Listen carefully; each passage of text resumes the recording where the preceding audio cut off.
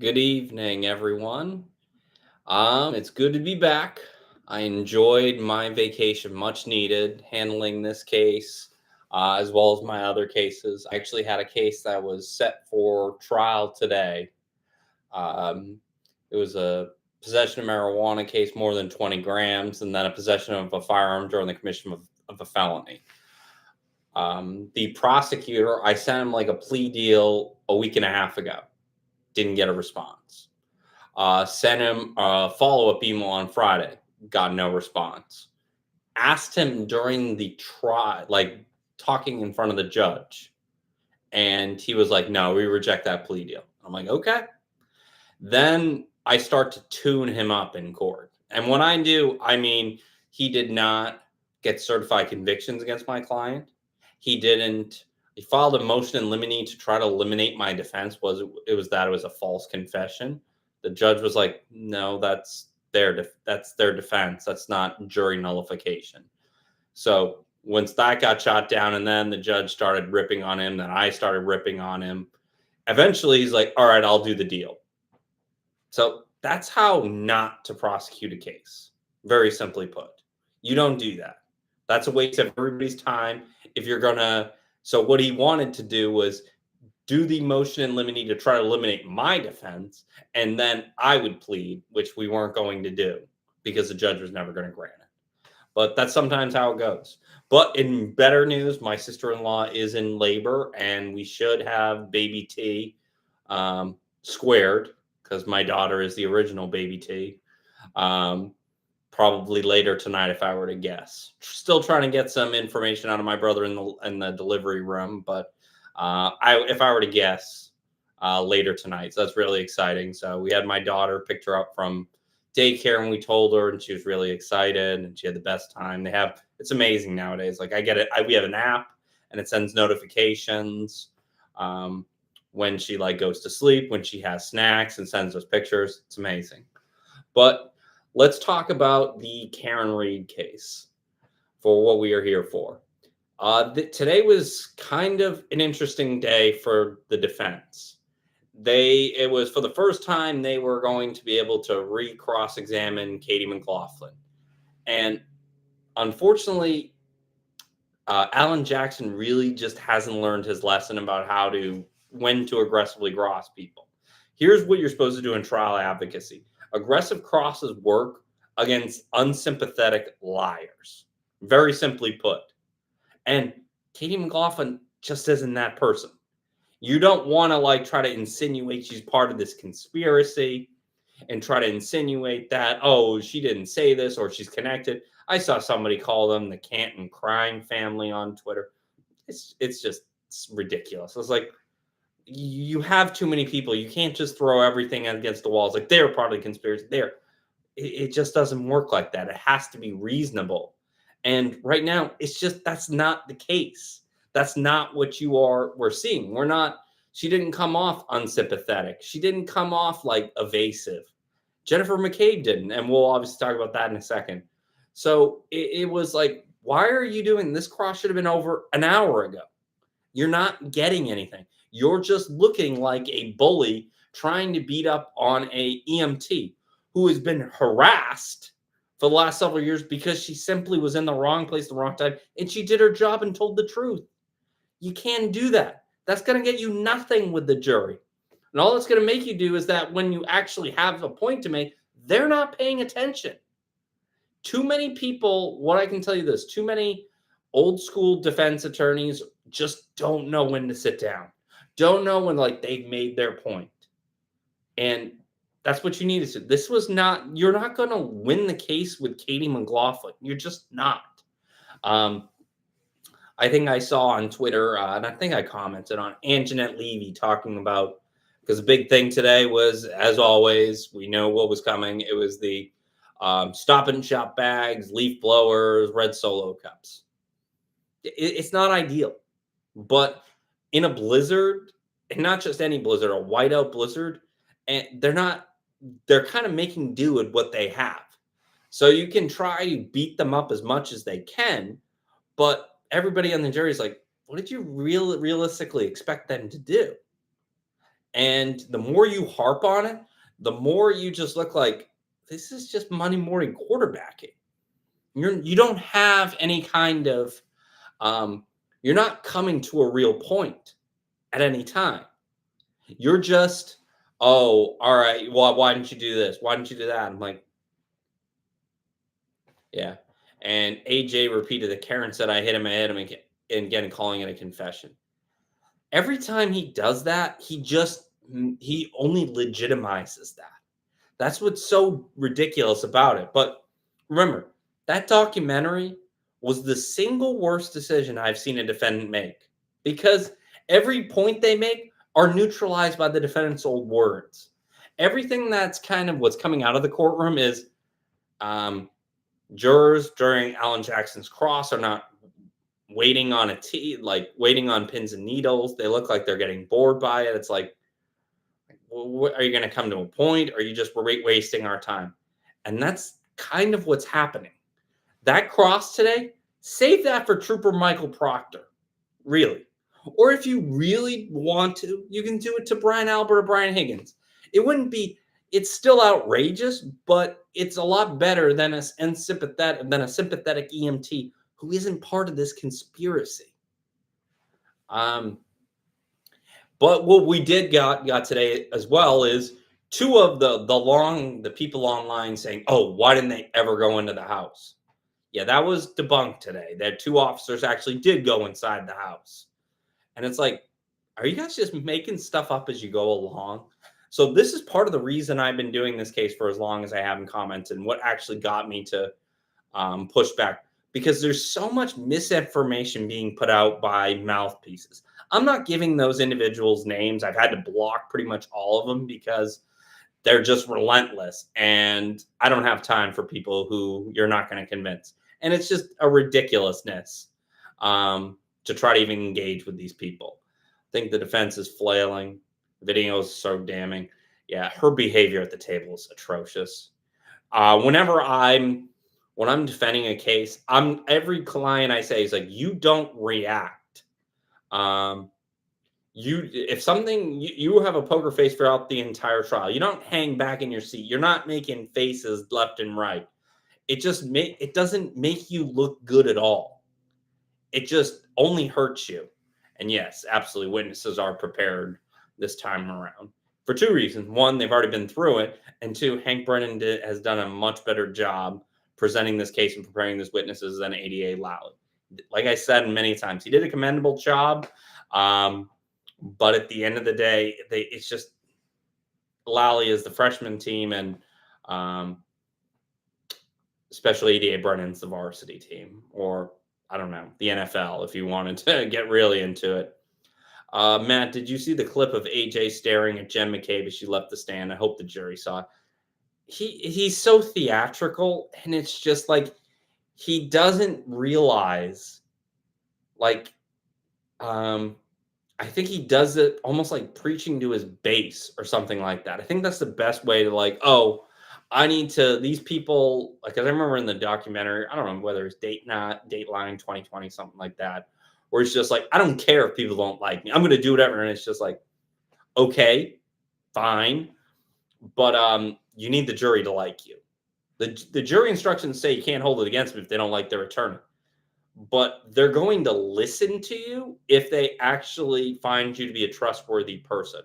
And you're not trying to con them and gaslight them into ignoring what they know to be true. That's good enough for they just want to search warrant. Yeah, it's what I can tell you is this. Don't ever try to argue with the people who talk conspiracy because if the defendant ever got convicted, they'll be like, oh, just wait for the appeal. And if the appeal come back, oh, wait for the Supreme Court to step in. If the Supreme Court doesn't step in, it's like, oh, well, they'll go to the Hague. And if the Hague doesn't step in, well, God is the ultimate adjudicator and he will don't waste your time. Like, it's not worth it. You can't get through to them. If you want to respectfully respond and kind of discuss it, fine. But don't ever think you're ever going to convince these people of anything. I've never seen the remove from reality behavior that there is in this case. And even there's a lot of content creators and bloggers I've seen and people who have vast followings that are like, They're trying to tell the truth, but every time they do, they get slammed by the people who pay them money that they have to bring themselves back. I don't need to call any of them out, but if you're on Twitter, it's pretty clear who they are. I think Lieutenant Gallagher was a strong witness. I agree. Um, he was able to explain what was going on, and they did the best with what they had in the situation. I think it was more in the first trial, the shock factor and how poorly the witnesses were prepared, that it made for much more of an impact than it would. This time around, it's like people are like, what did you expect? Well, what do we expect them to do during a blizzard? They need to preserve the crime scene. And they did what they had to do with what they had. And that's kind of what the theme from especially ADA Brennan is going to be. So it definitely didn't this time around, it wasn't as impactful it was in the first trial. So I definitely think that they didn't really land anything substantial. It was just more of like, why are you yelling at Katie McLaughlin? I don't like, how is this going to work? If you're trying this case, how would you handle Proctor? That's their smoking gun. I actually think that how ADA Lally handled Proctor was probably the correct move. But what I think, especially ADA Brennan, is bury him deep into the case. So he's going to come after they've made the case, so that when he comes back, all they're going to do is get some points back. But it's not like the science and the DNA and the taillight and logic are not going to be able to get the jury to ignore what the facts and evidence are telling them. That Proctor's just going to be like a speed bump or a cracked windshield, if it were in this case, where it's like it's gonna be bad for a day, but it's gonna be like, well, he shouldn't have done this, couldn't have done that, but it doesn't really, he didn't plant evidence. So why does the judge allow Allen to continue to behave like that? Judge Canonen does not want any kind of appellate issues. She's so done with this case. She's so done with the defendant. She's so done with, excuse me.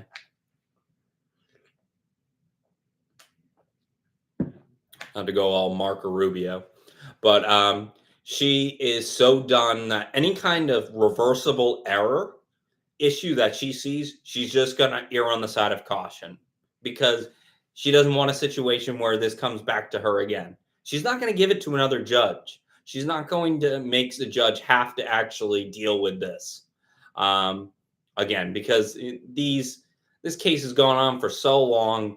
It's so much has been made out of, realistically, what the evidence is, a drunk woman who hit her boyfriend. Is just evolved into this vast conspiracy that never really existed, that existed more online. And it's just like, it's hysterical. Like seeing like people like post like the affidavits and this person did this. I was like, this has no weight whatsoever. Where are you like, oh, you're just trying to get clicks. So you know, you don't even know. Like, I'm not saying their names. I'm not giving them any publicity. So do you think in the order which is calling is, yes, it is. Do you think the order in which Brennan is calling the witness is much better flow? Yes, absolutely. You want, and it was something that I tweeted about when it's like, with doing the Celebrite search. The reason you do that first is like, here's what the science says. Instead of having Jen McCabe first and allowing Alan Jackson to try and rip at her and this, that, and the other thing, to call into question the results. You have the science first that is undisputed, the forensic data, and then you call the witness to basically be like, corroborate what was just said. Why did AJ bring up the feds with Jen McCabe without naming them this time around? Is that fair? It's the feds, is whatever they can try to, anytime they can do that. Alan Jackson almost sounds like one of the idiots online when he talks about the feds. Oh, they're coming. Like, stop. You're losing credibility. Unless the feds found something substantial in an investigation, you stop bringing that up. It's just, you look ridiculous and your defense looks like it's amateur hour. Do you think if Proctor says, look, I thought she was a cop killer, we'll help him with the text? No, because then it runs into a situation where it's like you had a higher loyalty. You had to duty to uphold the laws of the Commonwealth. You are supposed to be above the fray. Um, it's not going to work. The behavior is reprehensible. It's indefensible. Um, and I think Special 88 Brennan's going to bury him in the case. And I think he might do him something similar to what 88 Lally is and kind of get out in front of it. Hank's plan is convince the jury she's guilty well before it gets. Yes, that's exactly what he's going to do. So this is a comment. Hank's plan is to convince the jury that she's guilty well before Proctor gets on the stand. Yes, that's exactly what the plan is. So I would assume probably the pedestrian strike and all that evidence is going to come in first. The tail light evidence, because they want it to be like, all right, this hurts, but we can't ignore everything that we've already heard. So when you think about it, this is kind of what I think is the biggest problem for the defense. The first trial, in hindsight, was terribly prosecuted. It was asking questions that didn't matter. I remember I was on court TV and we're talking about the glasses at the waterfall for like 45 minutes. I'm like, what? What are we doing here? And it's not really cohesive. But that jury, how horribly that was actually presented, they still didn't acquit the defendant. That means the evidence was there were 3 people on the jury that they were never going to convict the defendant. This case is unlikely ever to end with an acquittal. I don't even see a hung jury this time around, just given how it's being presented. For me, it's kind of, if the pedestrian strike comes in information, the evidence, kind of what it is, it's going to be a toss up between murder 2 and manslaughter. It'll all depend. There might be a situation where the jury might just feel sympathetic for the defendant. I don't know if they would, or they're just like, I don't know if she really did it on purpose. And if they do that, that'd probably be a manslaughter conviction. Did Jackson open the door today to witness intimidate? He does that every single day. He really, like, now that we know they have like 9 interns working for them for free, I don't even know. I think he has like some of these people writing his crosses, and he doesn't even kind of realize going through them himself. And so I feel like he does that every single day. And Hank wants the jury to dislike Karen, so when his proctor's turn, the jury will be like, yeah, I agree with him. Kind of. They're not going to be able to. There's going to be people who are going to on the jury who are just going to be floored with Trooper Michael Proctor. So I think what you have to do is minimize that damage, and that's basically you got to make the case before he takes the stand. Because if you do that before then, people are going to be like, I don't trust anything about this case. I don't trust the strike. I don't trust that they didn't plant this evidence or anything like that. This guy's a piece of shit. That's kind of where they're going to be. He's going to be pretty well buried in the case. So probably week 5, maybe. I don't know, depending week 4, depending on where it goes. So talking about, because I was out last week with Jennifer McCabe, talk about that. I thought she did much better this time around, except like huge. She was probably C+ first trial, B-, and A this time around. And it's really sad because her family's been through the ringer the last 3 years, people harassing them. And it really is ridiculous just for telling the truth. And it's just like, they don't accept that. So, because something I placed on Twitter, it's like, okay, if she's part of this conspiracy, why is she the one calling 911? And why does she agree to help Karen go find Officer O'Keefe? And it doesn't. And then people said on Twitter, like, oh, she had to control the narrative to make sure she didn't get close.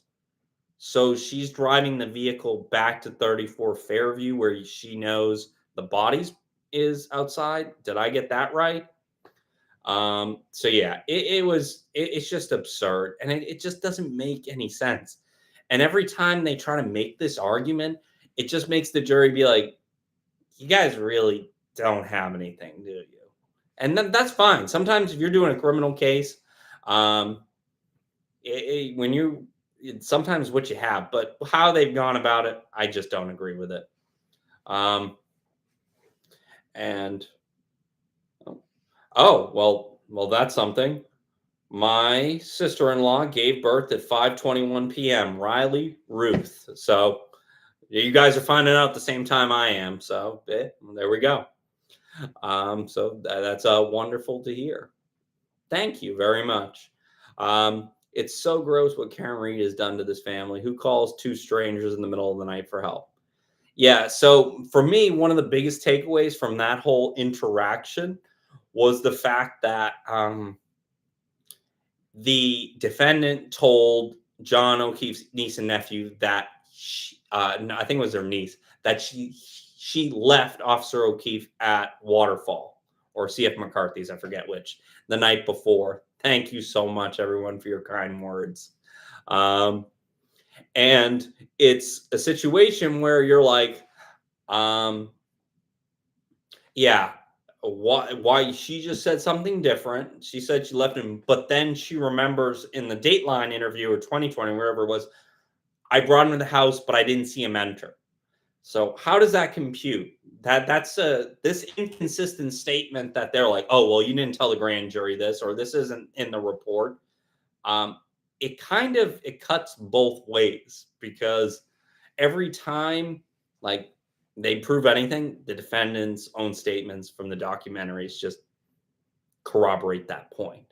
So in the end, I think Jennifer McCabe did an exceptionally good job um, holding up, and I don't think Alan Jackson scored the points. And I know he left there. Well, especially I think it was on Wednesdays. Like I'm not done. I can't end on that. I was like, don't ever say that.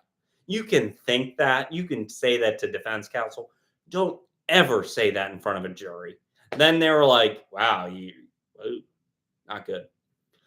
Do you think it's odd that they're pushing back so hard against the evidence of her beat? Oh my, it's the most ridiculous thing. Don't like this is not where the case is. She was plastered. Like the BAC, the amount of drinks that she had, she admitted to in the videos. Stop, don't argue things you can't disprove and argue things that make you look like an idiot. That's like the simplest point. Don't argue in the case on something that you're not going to win on. How did she know where Lang's bathroom in the house was? Not see him in the house. I don't really understand that. The niece also heard Karen saying that she had a broken taillight before even leaving John's house and hitting his car. She corroborated. That's going to be an interesting piece of testimony because so for me, so last year, one of the biggest things, and I might have said this before, when you watch the video where she backs up into the car, into Officer O'Keefe's car, she's literally turned around and she doesn't try to turn the wheel at all. She just backs right into it. Those of us from the Commonwealth who've driven in the snow, no, you gotta do that much sooner than you actually need to believe, especially in the snow.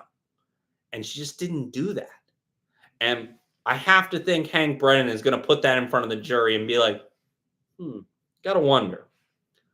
I think I'm trying to make a point about recalled vials for the hospital to the state's examiner was they need to pick their bet. Yes, they do. That's what a trial is. You need to figure out where you want to argue and where you don't want to argue. You don't want to argue in places you cannot win. I'll give you an example today. My client in this case, so she like they're offering felonies. They wanted her, and she confessed to the crime because she didn't want her cousin to go down for it because he just got out of prison, and his cousin's child would have had no parents as the mother had died. So she was trying to take the rap. She didn't know how much weed there was. She thought it would just be a low level crime and whatever. But instead, the officers tried to push back too hard, and then they charged her with a felony. And when we're doing the case, I'm arguing, it's like, yeah, this is a false confession. The prosecutor's like, oh, that's jury nullification. Prosecutors, I can't even say it. Just not a smart person. I think that's what I'm going to say, which is very being very restrained, because I'm very happy that my sister-in-law is giving birth to my niece, who I probably might go meet tonight or maybe tomorrow, depending on what it is. But what I can tell you is I was arguing in places I knew with the judge that I was going to hammer home. And I did it long enough. The prosecutor was like, I'm done, waving the white flag, French salute, whatever you want to say. And he just surrendered and gave me what I wanted. And my client was like, this is just too good of a deal, is it? I was like, yeah, it's pretty much the absolute bare minimum. If on his journey, I said I hit him. Yeah, that's 100%. It's just your case is the pedestrian strike. If you can, that's your only avenue for reasonable doubt. This conspiracy is BS. Trying to argue that they didn't say I hit him, and then this talking about the stop and shop and solo cups. That's not the case. The whole case is the tail light and the pedestrian strike. That's it. You literally can fast forward and kind of poke holes in it, but don't waste your credibility.